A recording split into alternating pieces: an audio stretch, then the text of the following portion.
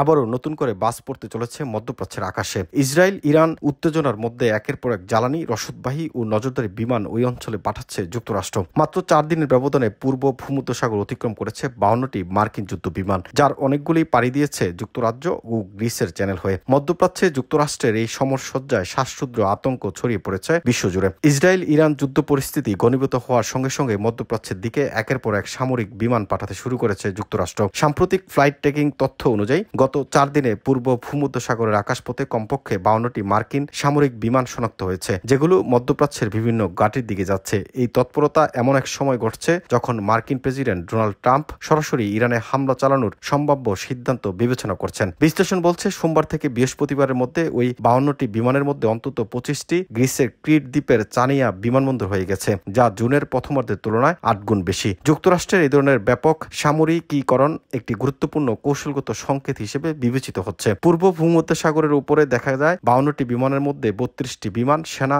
ও রসদ পরিবহন, 18টি বিমান আকাশপথে জ্বালানি সরবরাহ, 2টি বিমান নজরদারি ও গোয়েন্দা কাজে ব্যবহৃত হয়। এই চলাচলে মার্কিন যুদ্ধ বিমান যেমন F-22 বা F-35 এর উপস্থিতির তথ্য ফ্লাইট ট্র্যাকিং এ প্রকাশ না পেলেও বুধবার একটি এয়ার ট্রাফিক কন্ট্রোল রেকর্ড থেকে জানা গেছে F-22 র্যাপটর যুদ্ধ বিমান আটলান্টিক পাড়ি দিয়েছে। একই দিনে যুক্তরাজ্য থেকে 12টি F-35 ফাইটার জেট মধ্যপ্রাচ্যের উদ্দেশ্যে যাত্রা করেছে, যার ছবি স্কাই নিউজ সংগ্রহ করেছে।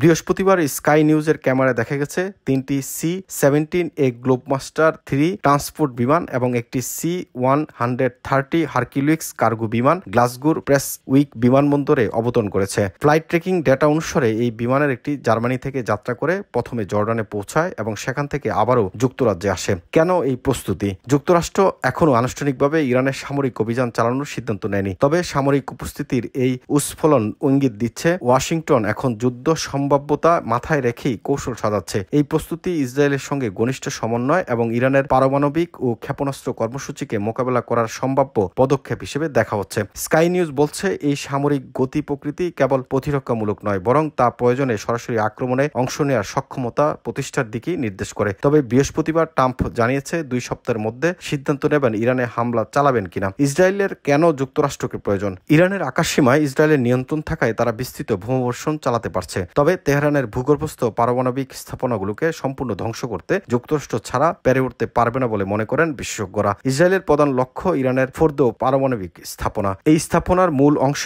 প্রায় 80 থেকে 100 মিটার গভীরে অবস্থিত, যেখানে শুধু যুক্তরাষ্ট্রের সবচেয়ে শক্তিশালী বাংকার ব্লাস্টার বোমার মাধ্যমেই পৌঁছানো সম্ভব। MIB television desk report.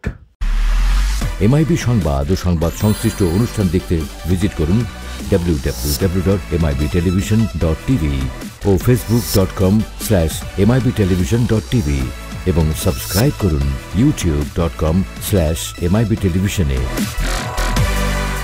MIB television, সত্য খবর, সঠিক খবর।